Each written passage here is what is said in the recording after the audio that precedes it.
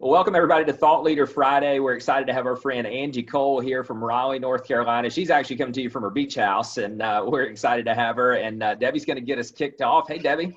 Hi, guys. Thanks so much for joining us today. And thank you so much, Angie, for carving out some time for us and sharing your experience with our listeners. What I'd love to do is just start it off with giving you the opportunity to introduce yourself and your team, kind of walk us through your timelines to where you are to now, and just give our listeners insight into Angie Cole. Perfect. Yeah, thank you so much for having me, first of all. So a little bit about myself. I've been in business going on 13 plus years now, and it's easy to remember that date because I received my real estate license not even a month after my daughter was born. So I was sitting through real estate class pregnant and miserable. But immediately I went into new home sales. So working for builders in a model home, did that for about 3.5 years. And then from there, I went into general brokerage. I immediately joined a team, which I think can be a great start for, newer agents in the business, especially if you're brand new into general brokerage. And so I joined a team as a buyer specialist. Absolutely love that team that I joined, but for whatever reason, I think just the way we conduct business wasn't the way that I guess, operate best. So I wasn't super successful.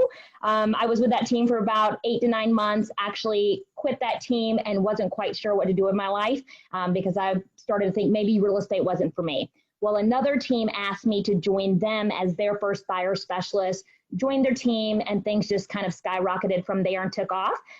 Amazing team, and business continued to grow.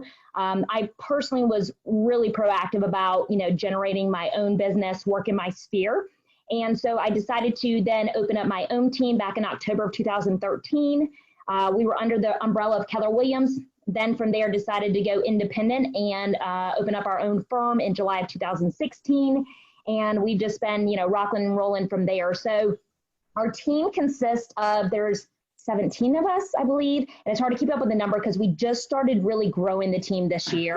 I'm set to have twins in November. And so I'll be stepping out of the business for 3 months. So I really wanted to make sure that we just had everyone on board in order to hit our goals for the year. So we used to be very specialized, meaning we had agents on the listing side, agents on the buy side, but we have actually opened that up to where agents can work both sides of the transaction once they've been with our team for a year. So that's an amazing opportunity that they have. So we have, we now have 11 producing agents, I believe it is. We have an inside sales rep. He's dialing away, setting appointments for the agents.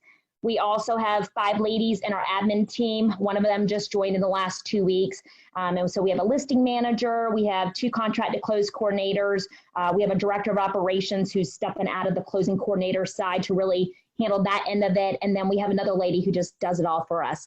And we, pretty active in the market last year with 7 producing agents. We serviced 309 clients for $98 million.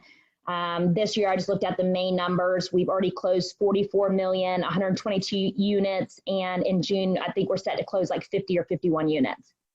Wow, that's great. Great job. So a couple of questions around your team structure. So when you talk about your agents that are more, as we refer to as hybrid agents, where they're doing both sides of the business, how do they have to earn that right to go hybrid, or is it more of they just come into your team and they have the opportunity to list and sell? And what does that training look like? That sort of tells us how that position came about. Sure. So with any agent that joins our team, whether they're a brand new agent in the market or they're a seasoned agent, they all go through the same type of training. And so we have modules set up. So we have the buying agent modules. And so they go through those. There's like 13 modules. There's some like to-do homework for them as well. Like, all right, send me a video of you're working with real estate agents brochure, just to make sure they're truly going through those and listening. But the great thing about the modules is it's personally given me time back. In the past, especially in 2019, there was a number of agents I sat in front of for a good week, going through every little thing about real estate. And then, maybe our team wasn't a good fit for them, or, maybe just real estate wasn't the career path they should be taking. So it was a week of my time that was wasted. So the modules have been just amazing. It took a lot of time to put those together, but I highly recommend putting some type of training program in place. And so everyone on our team starts as a buying agent. I personally feel that the buy side is the happy time. right? In this market right now, with it being a strong seller's market, it can be a little frustrating with multiple offers, but the buy side is more of networking and happy, where list side is a lot more cutthroat. You know, you have to really sell yourself. You're up against a lot of other agents. And so I feel like agents need to understand how to really, you know, be underway with the buy side before they have the opportunity to hop over to the listing side. So with our team, you must be on the team for a year in order to then hop over to the listing side. But for the listing side, there's also a new set of modules you must go through.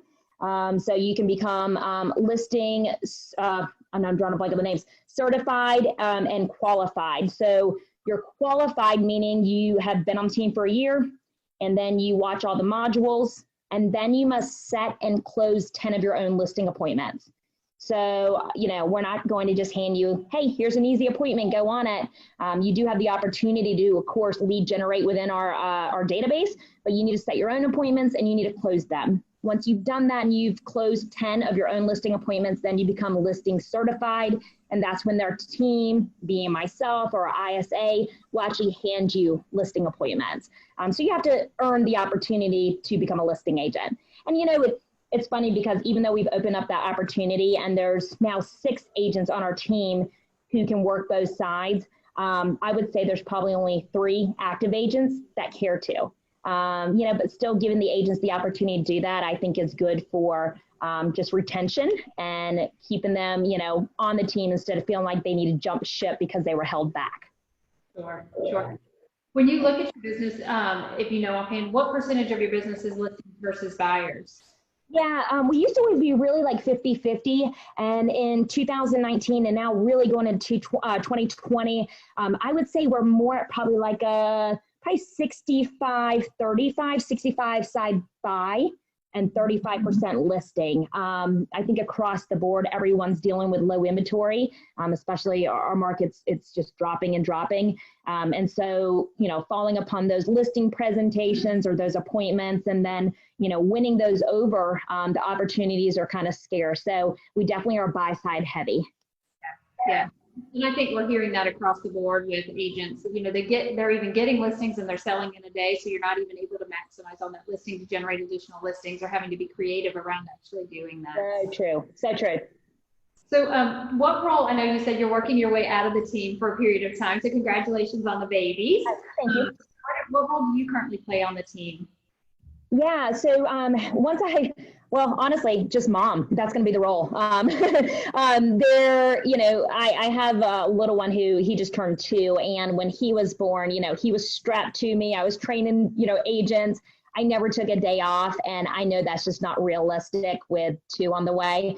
And so honestly, I really will 100% just step back. Now, I'll still be involved and, you know, be a part of like team meetings, and you know, we do agent coaching calls every single Monday where I just do a quick little check-in with them. You know, hey, did you meet your goal for last week? What is your goal for this week? You know, so making sure I'm still actively involved with the team, but I currently am still in production, and that will pick back up once I go back to work after 3 months, because I love being in production and going on listing appointments. But for that, you know, 3 months, I'm not really going to be doing much as far as real estate goes. So, but that's why I have, you know, we have just such an amazing team, and it can run without me. So. Yeah, and it sounds like you're on your way to building an unimaginable amount of leverage for yourself as well. So that was a good segue too. When you think about accountability for your team members, with going through the modules and then the weekly reporting of numbers, what does that look like with your team, and what are the expectations of your agents to report? How do they report? Give us. Sure. So I'm big on, I am not going to micromanage. And I tell agents that from the get-go when we're interviewing. You know, if I need to micromanage you, then you're not a good fit for the team. We only want, you know, agents on our team who are go-getters, rock stars, who, you know, want to just continue to grow. And if I have to push you along, this is not the right team. So actually our accountability is very minimal.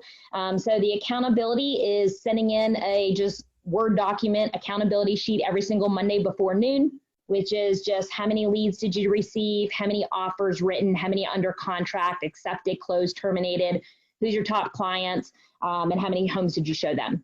If you're also a listing agent, you know, how many appointments did you go on, how many agreements did you get, how many offers accepted. So it's just a quick rundown just to kind of see where our team's at as a whole. So those are turned in every single Monday by noon. I also do at max a 10-minute call with each individual agent every single Monday. We have a set time. And once again, we talk about, hey, you mentioned last week you wanted to put one buyer under contract. How did you do? If you didn't hit it, why not? And then what is your goal for this week? So they're setting their own goal. I'm not setting it for them. And so just a quick little check-in. And then I would say the biggest thing as far as accountability is just the understanding that, hey, on our team, like there's no reason why you shouldn't be able to put 24 homes under contract on a yearly basis. And so that's what's expected of you. Beyond that, that's it. There's no accountability. I'm not micromanaging going behind you. Like we're all grown adults.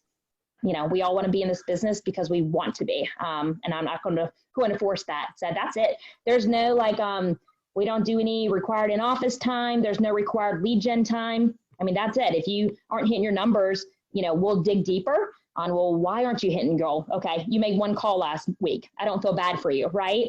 But that's it. Yeah. So is that two units a month? Is that a make or break on stay on the team for those 24 units a year? Not 100%. For example, last year we had an agent who closed 15 units. She's a team player. She fits in well as far as the culture goes. You know, she just didn't have a strong year. But then this year, she's already in May, she had already put 15 under contract for the year. So, you know, if it's consistent and I feel like someone just isn't trying, that's a different conversation to have. But you know what, we all have different personal things that happen in our lives, and maybe just that goal wasn't attainable because we had other things happening. So it's not a hard and fast, like you're off the team. But, you know, I want to make sure that everyone's trying, just because, you know, you have one agent who's just not holding their own. It can bring others down. You know, we all need to be going towards the same goal. Sure. Yeah, and I'm a huge fan of the core values fit, you know, making sure that they have that baseline core values fit as a filtering mechanism as well. Yeah. So I'm going to turn it over to you. I've been asking several questions. What do you have for us, Phil? Oh, no, you're great. I want to stick with this thread for a few minutes, Angie, because what you're describing is very much in line with the way that we would coach in approaching team building and the level of, I know you say that there's not accountability. However, what you're describing is certainly, as you well know, a form of it. It's not a, you know, top down, beat them with a stick kind of accountability. It's a like, let's all win together kind of accountability. Yeah. How long have you been doing that, and what caused that trigger to say, we're going to develop training modules, we're going to develop this weekly rhythm, here's the way our team is going to embrace this, and we know if the person is the right fit or not? So talk us through that journey, please. Yeah, I would say as far as we've always been requiring like accountability sheets to be turned in, just so we know where our numbers are. But you know what, I look back probably 4 to 5 years ago, and we weren't even tracking lead sources, which is sad. So then there's no way to really look at your return on investment, right? But as far as accountability, as far as the check-in with the agents, and then the modules, check-in with the agents, we started that in 2019. And, you know, I get feedback from other, you know, top producers, you know, in the market, and that's something they mentioned they did. And I was like, all right, great idea. This takes 2 seconds of my day. And it's a check-in with a team where they just know that I'm still actively involved. I'm here to help, which I'm a open door policy anyways. Call me at any point, you know, I'm here to help. But I think just still that extra little just touch and just really asking them, well, what is your goal? What do you want to see for this week? I think is really important. The module thing has been dragging and dragging, and it's something that I've known I needed to do for the longest time. And I actually started working on it back in 2019. And it was just making the time to, you know, personally hold myself accountable and sit down and put together those modules. So they're just a Zoom meeting like this, where I'm recording myself and going through every avenue of the real estate transaction. But I started that in 2019 and finally finished it this year. That was eye-opening. So I think it's just, as our businesses grow, you know, it's how can we, you know, save time? You know, where can we best utilize our time? And my time was not best spent spending a week of my life saying the exact same thing to every single agent. So like, how can I systemize this? So, you know, I think, you know, so there wasn't just a light bulb went off, but, you know, I knew I needed to do this. And just finally, as we started to hire agents, it's like, I don't have the time to sit down with every agent. So we really need to implement the modules and put those in place. And as far as accountability goes, you know, I hold them a little bit accountable, but, you know, I feel like the team members hold each other accountable. So a lot of that accountability is, you know, that friendly competition. You know, we have an ongoing WhatsApp is how we communicate back and forth with the team. And when someone puts one under contract, shout out to that agent, you know, so there's that friendly accountability and kind of competition going, saying, oh, this agent just put 5 under contract. Oh my gosh, I need to, you know, get with it. So I think we just, you know, we hold each other accountable because we set monthly goals for ourselves as a team. Like, for example, this month, you know, hey, we need to put 35 homes under contract as a team. So if we keep seeing the same name on the WhatsApp, I bet the others are like, okay, I need to do my part. So, you know, the accountability is just there because as a team, we want to hit a goal. It's not just individuals within like the firm. Sure. Sure. Yeah. Well said. Well, and you mentioned at the top of the call too, that you're selecting for that in the candidates that you're evaluating. So you're saying, here's who we are as a team. And if this doesn't jive with you, we might not be the right fit. And then when they get in, it makes sense that they're playing that way together. So great work. Yeah, most definitely. I actually just had an incident where an agent just joined our team about 5 weeks ago, and she has a little one who just turned 1, and she's like, okay, I'm ready to really jump back into real estate. And, you know, just from, you know, meeting with her, she would be a great fit. And I could tell she was a go-getter. Well, she surprisingly found out that she was pregnant. And so, you know, she came to me, and because she knew, she was like, Angie, I can't meet that expectation that you like, you know, expressed to me that's, you know, expected of the agents. Like, I can't be that full-time agent that you're wanting that's going to hit those amount of units. And, you know, she was, of course, super excited about the surprise baby, but she was also super bummed that, you know, she had to step back from the team. So, you know, there's a lot of that accountability that they, you know, have for themselves. Definitely. So kind of sticking with this thread, I'm gonna bounce to a question Debbie and I were talking about in preparation for this, lead generation sources, because you mentioned it just a second ago that there was a time a few years ago where you weren't tracking it, which I think we've probably all been through at some point in our careers. And you're like, oh, maybe I should track this now. So now that you're tracking it, what would you say are your top 3 lead gen sources, and give us kind of the quick version of how you're focused on those, please?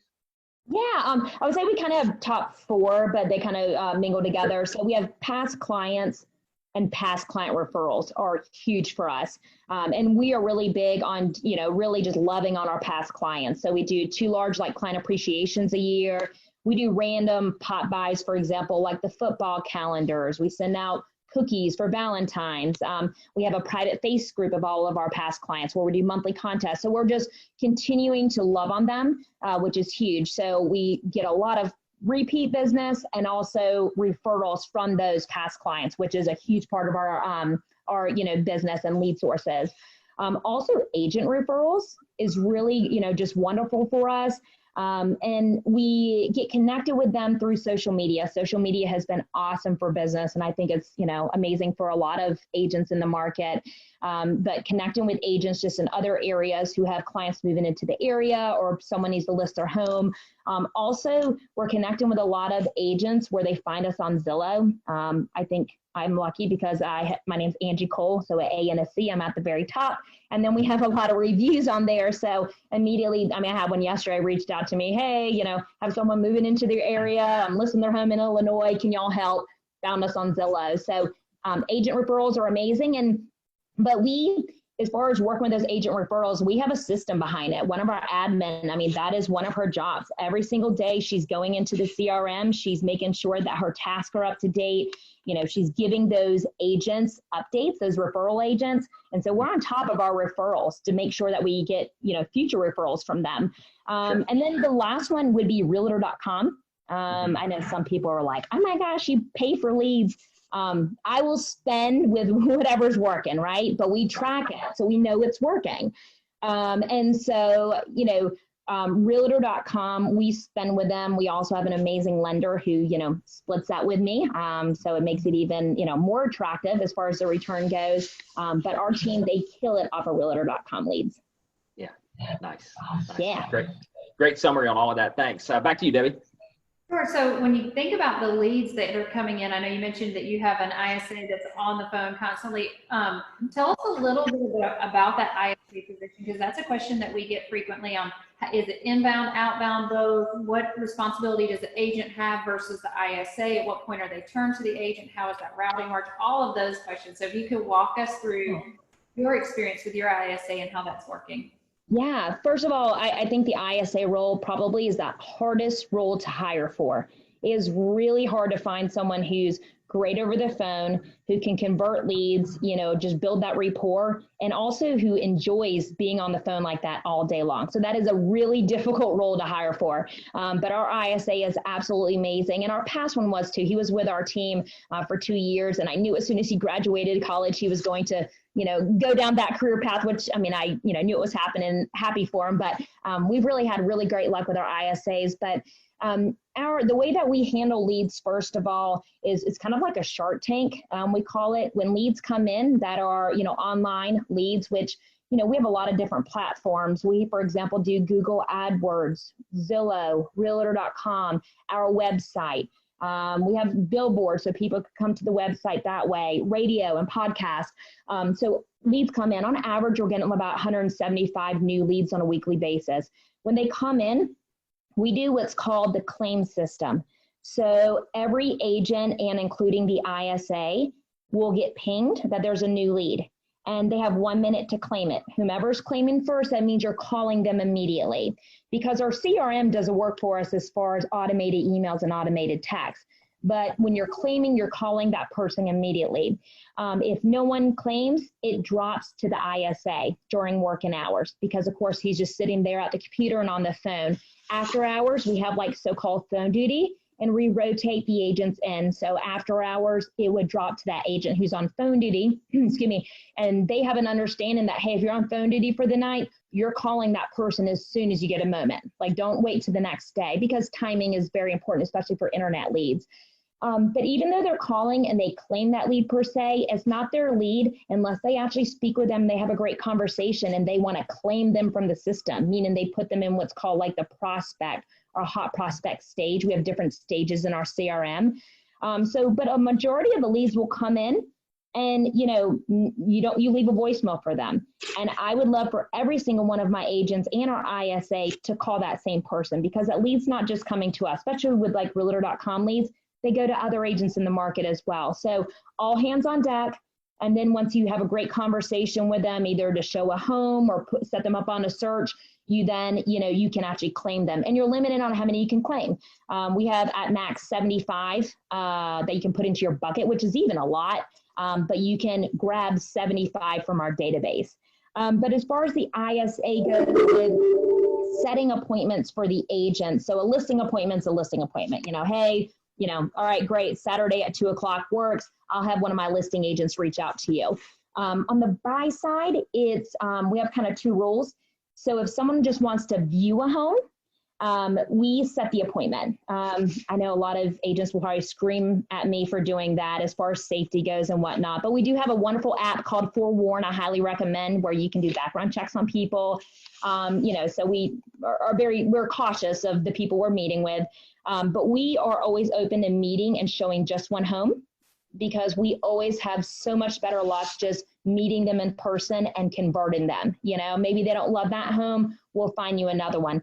A lot of times we end up putting people under a contract. Actually, one of our agents, Alex, just 2 or 3 days ago, off of a Zillow lead, showed him one home and they're under contract, $370,000 home. But if he would have said, hey, we first need to meet in person, or I need to get a pre-qual, blah, blah, blah, he might not have converted them, might have lost them to another agent. So an ISA appointment is, hey, they just want to see one property, or maybe, for example, that property is under contract. He then goes into the next qualifying questions. He'll talk about, so tell me a little bit about your situation. Are you currently owning or leasing? He gets into details as far as timeline goes, price point, their motivation. He always asks, are you working with an agent? But once they're under 4 months from being out of when they need to be in a home, he then sends them over to an agent. If they are, like, for example, in a lease and their lease doesn't expire until 9 more months, He'll explain to them how he would like to set them up directly in our database so they get real-time data, but it's too soon to start actively looking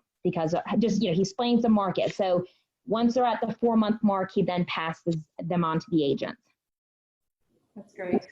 So would you mind sharing with us what system you use for CRM and what the ping system is that you're using? Because I know these are the questions people are going to ask me. Well, what does she use? We use Follow Up Boss. We love Follow Up Boss. That's our CRM system. So it does all of your automated, you put, set up action plans. It does the automated emails, the automated text. We can move our clients through different stages. So our team, we all know, okay, what is a lead stage? What's a nurture, prospect, hot prospect, active, pending, past client. The CRM does everything for us. And then as far as the ping system, actually Follow Up Boss is the ping system per se. Follow Up Boss will do a push notification to the agent's phone for whoever is on, lead rotation. And you can do a round robin or you can do the claim system, which we prefer the claim system because, in the past we did round robin and say we send a lead to the next person up. Well, they're in a design appointment for the next 3 hours, so you've lost that lead. And so we do the claim system. But yeah, Follow Up Boss is the system we use for our CRM.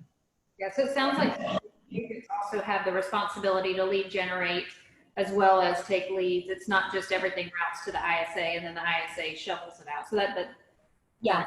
So there's a little bit of, friendly competition for him as well. But the agents love our ISA because, without an ISA, they're setting their own appointments. So appointments the ISA sets for them is above and beyond. It's like, icing on the cake because they had the opportunity to claim that lead. They had the opportunity to lead generate in our database.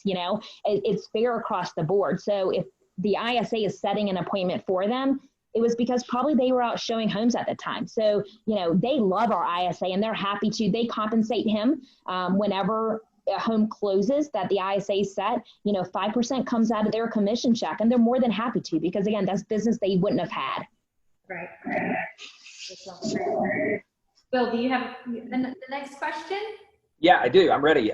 So Angie, over the past, 90 days or so, all markets have been working their way through all the coronavirus COVID stuff. And curious, I guess, 2-part question. Number one, what have you guys done differently during that period? And then part 2 of that, what have you done differently during that period that you're going to continue doing on the backside of this? Yeah. So in the beginning, when the kind of, announcement of the pandemic and whatnot, there was a lot of fear, right? All of the unknowns of what does that mean for the real estate market? What does that mean for the world in general? But the biggest conversation we had as a team is, we need to make sure that we are nurturing relationships. So we need to come out of, how can we help you? So instead of making a salesy call, we need to say, hey, how are you doing right now? How are you feeling? Has, the pandemic changed anything about, your, being excited about buying or selling a home? So, and also I would say educating the client. A lot of buyers and sellers just felt like, well, especially like sellers, like I can't sell my home right now. No one will look at my home.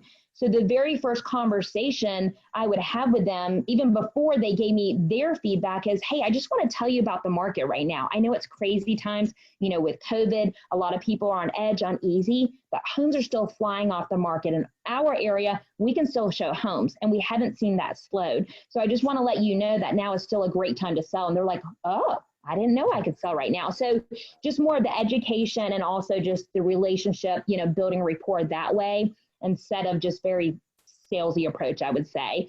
One thing that and it was funny though, so we, I think we all freaked out, right? And I would say probably the first 2 weeks of when the pandemic hit, showings just dropped significantly and none of us knew what that meant. But right after that, it picked right back up. We did not skip a beat. Our numbers are way above what they were in 2019. We still hit our monthly goals in April and in May. So nothing changed for us. Even though that beginning of April started off slow, we still hit our numbers. But one thing that I notice is changing and we will continue to do is Zoom presentations, especially for our listings. It was funny because I'm still actively in production and we have other listing agents, but my mindset was you know what, these people, they don't want to do a Zoom presentation. They don't want to do this virtually. They want to meet in person. You know, they want to know that I care about the home and I saw their home. Well, actually, I found it the complete opposite. I went through a period where I kept losing potential listing appointments. So I'd have an appointment set, you know, then all of a sudden they would email me the morning of, hey, Andrew, we already chose another agent. I'm like, wait, I didn't even get the opportunity to meet with you. And it wasn't like my appointments were set way out. I was finding that other agents were doing Zoom presentations. And so they were winning over the client, you know, and, you know, they could, of course, do a follow-up meeting and go inside the home and then, you know, really get an eye of how the home looks, its condition and whatnot to give an exact price point, you know, but just getting the client on the phone or doing a virtual appointment, I think is important. I think that will continue. So I had changed up kind of how I set an appointment, and it's, hey, would you prefer to do a virtual appointment? We can do that by Zoom. I mean, I could do it within the next hour. Or would you like to meet in person? What do you prefer? And since I've done that, I haven't lost appointments or even the opportunity for an appointment. So I think that will continue. Just people like the convenience. Sure. Absolutely. It's a great point. Debbie, what you got? Well, one thing that I know about you, and I learned as we've gotten to know each other better, is that you're in radio and you have a podcast, and adding that to your business was a decision-making tool to generate additional business. And that actually, as I shared with you, is a question we get several times about, should I get into radio, or someone contacted me about radio, or what's the next thing I can do? So would love to hear from you, one, that experience, how you're utilizing the radio and podcast. And then the second question would be, what was that tipping point to where you felt that radio and podcast should be the next direction that you would take your business? Yeah, so, and I don't have the exact number probably correct, but I believe I've been in radio for about 3 years now. Actually, the producer approached me because he was running a lot of financial shows, and he decided, hey, I want to maybe just get into the real estate world. So what does this look like? So he approached me and said, hey, Angie, this is what I'm trying to do. Would you be open to it? We worked out a deal, and great, let's run with it. And so we started that about 3 years ago. And my thing with any type of marketing strategy or avenue is, first of all, you have to give it some time, right? Most time you need to look at it, probably give it about 6 months to see if it's working. And, you know, then continue to make sure it's working. You're seeing some type of return. So, you know, we, of course, we track that lead source. If we set a listing appointment or a buyer appointment from the radio, we're tracking it. But my mindset with radio is it's also a branding piece as well. And so although we can generate new leads and new business from it, it is also just a great way to get your name out there. It kind of solidifies that, hey, that person is probably the expert in the area. You know, so we use it to our advantage when we go on a listing appointment. You know, we talk about, hey, we have a radio show every single noon on 106.1, and the advantage to our sellers is we're doing our 3 feature listings of the week. Well, we're talking about your home. We're lead capturing from there. And so when we say that, they're like, oh, wow, you know, so it's just above and beyond what others are doing. But it's really, of course, getting our name out there. And, you know, I've had sometimes I've gone to meet with a client and they're like, oh, I heard you on the radio before. And they're like starstruck for a second, which is like comical. But, you know, it has really helped the business not only to generate new leads, but it markets our listings. And then it's just a great branding piece as well. And then the podcast is the same, you know, so the podcast is actually a spinoff of our radio show.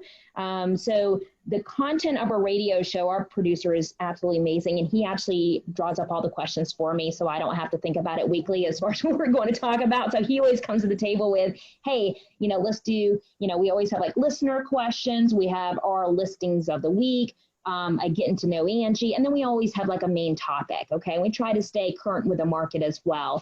And so it's an hour-long segment, but then the podcast is like a condensed version of the radio show that's tapered down to about 15 minutes because we can post that on our blog, all over the internet. You know, I had a gentleman, and I remember end of 2019 calling from California, and his family was moving to the area. And I asked, well, how did you hear about us? He said, I heard your podcast. So, I mean, it's just a great marketing piece as well.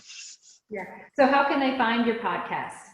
Yeah. So, I mean, the easiest way is you can always just go on our website. There's a link there, but it's called The Savvy Realtor with Angie Cole is the name of the podcast, and Savvy is SAVVY. Great. Yeah, and what I love about your radio is it's not necessarily radio ads, like running the ad on the radio station. It's an actual radio show. Yeah. Topics real estate. Right. It's a back and forth, myself and the producer, Walter talking back and forth, asking questions, it's a lot of just, chat, sometimes we get off topic, but it's fun. And, it just keeps people, on top of the market, understanding what's happening now. And it's great too, because he'll choose topics where he hears something in like the news or, an article.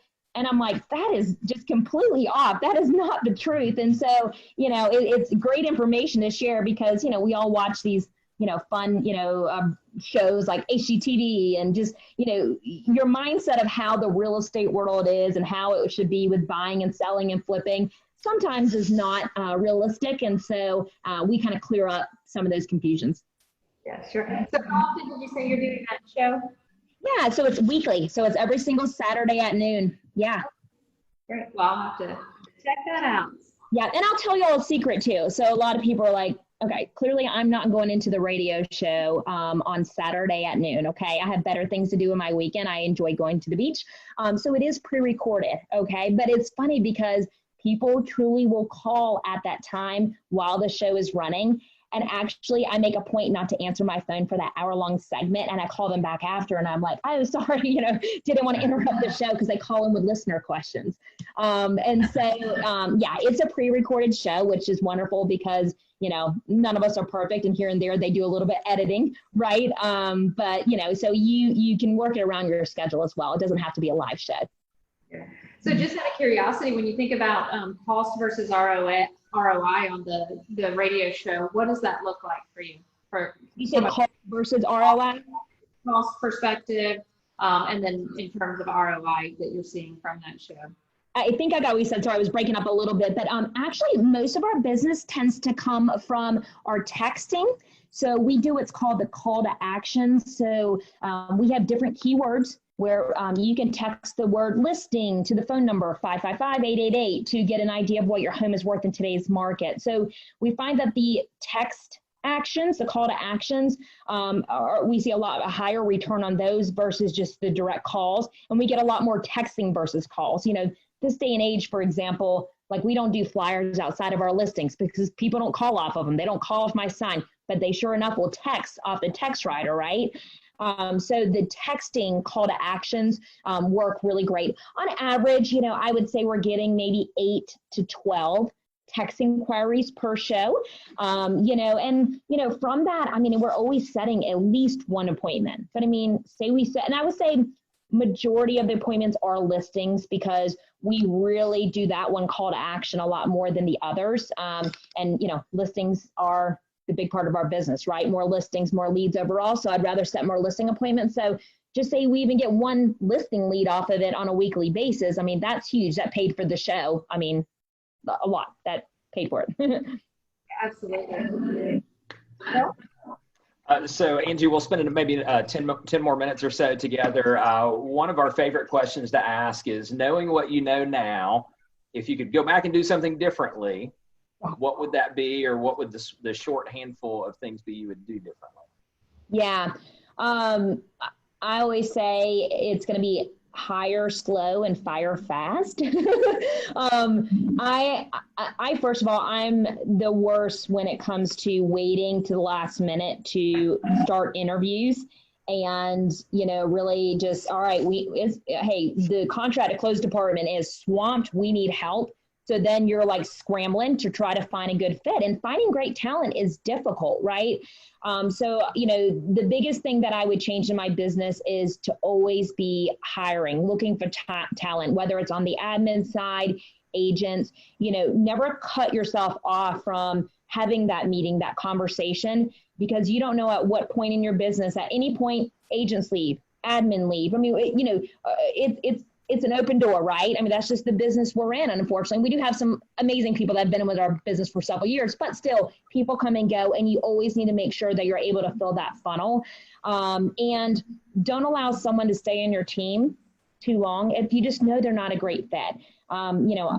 Firing is never a fun conversation to have. I really take it to heart, and it's personal. It's a tough discussion, but we're only hurting the other person when we don't have those conversations up front as far as, what we need to see, what they need to change, what we could be doing differently. And so that's something that I would have changed or I could have done better in my business in the past, is really just always be hiring, looking for great talent, and be quick to fire if needed. Because also it can bring others down. I've noticed that within our team as well. There can just be some bad blood in your team. Maybe they're gossipy. They have drama just surrounding them. And it's like, for the longest time, you know what, we need to get rid of this person. But hey, they're a top producer. You don't want to see those leads or those transactions gone. But as soon as they're gone, you look back and you're like, you know what, that was so toxic for our team. We should have gotten rid of that person. Who cares that they closed all these homes? It wasn't worth hurting everyone else on the team. So be quick to fire when you know someone is not a good fit. Sure, definitely. All right, Debbie, back to you to wrap us up. Sure, I have one, maybe two additional questions. So I know we talked a little bit about the brokerage that you're in. So you created an independent brokerage, and I want to address this because we do have some brokerages that we coach, as well as tune into our Thought Leader Friday. So you shared with me a little bit about going independent and creating the brokerage, maybe really just a teamerage versus a brokerage. So a little bit about that thought process, and is it going to remain a teamerage, or are you looking to grow a brokerage? Sure. So I decided to make the jump and just, do our own brokerage, our own independent firm, strictly, honestly, from a financial standpoint. I looked at the numbers, and our past firm we were with, amazing firm. But, once we got up and going, I was like, okay, we can do the exact same thing, but on our own, and also keep these company dollars in our pocket, right? And utilize them towards marketing or whatever it might be. So we decided to make the switch. I knew immediately, though, with opening my own brokerage, that our brokerage is our team, okay? You're not a member of our firm unless you're a member of our team. And our team, we are so close and tight. I mean, we're like a family. I mean, outside of working hours, people are texting funny memes and, the beverage of choice for the night, whatever it might be. It's just a great group. It's like their second family. And so you need to be a part of our team. I did try briefly back in, it would have been in 2018, that I allowed part-time agents. Okay. So I had, I think at that time, 4 part-time agents on our team, where there's absolutely no accountability for them. They're not really a part of our team. They don't, join us for our team outings. They're not on our fun, team chat app. And that they still have their license underneath us, as long as I felt like they would, present the company in a positive way. But what I found with that is I still did my training, right? So I spent a week of my life training these people, and then they might have sold one home a year. And the thing that really bothered me is, yes, it took time for me, but I felt like it was taken away from our top producing agents because, instead of, for example, last year we had 7 producing agents who closed 309 units. Well, now we have these other 4 people, but they didn't contribute. So I felt like it was taken away from the team and really being like, hey, we're a small group that's doing amazing numbers. And so that really bothered me. And so I did away with the idea of part-time agents. I just said, you know what, this is not the concept we're looking for. Honestly, it wasn't, profitable for the company either. And it was taken away from our just amazing rock star agents. So moving forward, I will not go more of the independent route and just bring agents underneath us. I also worry about the liability. The more agents you have underneath you, there's responsibility there as far as if they get in trouble, you get in trouble. And it's hard to watch everyone. And so, it's not worth it unless they are producing and really bring into the team. So yeah, we will continue to be a team. We're a firm, but it's the team A Cole Realty. Great for sharing that. I guess the last question I have would be parting thoughts, maybe some opportunities you're seeing in today's market or threats that you're seeing in today's market, and then any parting thoughts that you have for any of our listeners out there. Yeah. I would say the biggest thing just, with where we're at now, in 2020, it's been a crazy year, I know, for everyone with what's happening in the world. I would just say, do your part as a team leader. If you're a team leader, is keeping your members positive. You know, we are in just such a great market. I mean, none of us know what will happen a year from now, 2 years from now, but capitalize on it now and take advantage of it. And we need to be doing the exact same thing for our clients as well. Just reassuring them that, hey, it's a great time to buy. Interest rates are low. It's a great time to sell. Inventory is low. And so just keeping them positive. And then also parting thoughts. I'm big on, keeping very just my opinion as far as politics, all this fun stuff happening right now in the world. Like, we need to stay quiet because especially as a team leader, my opinions, not only could they hurt me, but they could hurt our team. And it's not worth it. So just my 2 cents with that. Yeah. Social media. Yeah. So social media is where we get so much business from, and it's so great to capitalize on it, but be careful with what you're talking about, Stick to just your fun family events and your business and leave it at that. And I think that's true for any agent getting into the industry, whether they're coming out of high school, college, another career. Neutralize your social media. I always say that, go in there and say, if I were a client, would I want to see you dancing on that bar every Saturday? I was just going to say the same thing. I used to always say that when I did the social media presentation. I said, I can post that, hey, I'm drinking a Blue Moon. I love my Blue Moon. Well, I can't drink Blue Moon right now, but I love my beer. But I'm not going to post a drunken picture that, guys. You just have to be smart because people are watching you, right? You can find anything on social media right now, so be careful with what you're posting. Very good.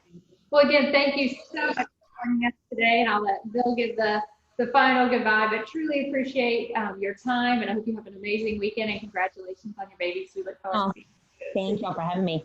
Yeah, thanks, Angie. Good to see you as always, and great stuff today. We'll catch you next time. All right, thanks, guys. Bye.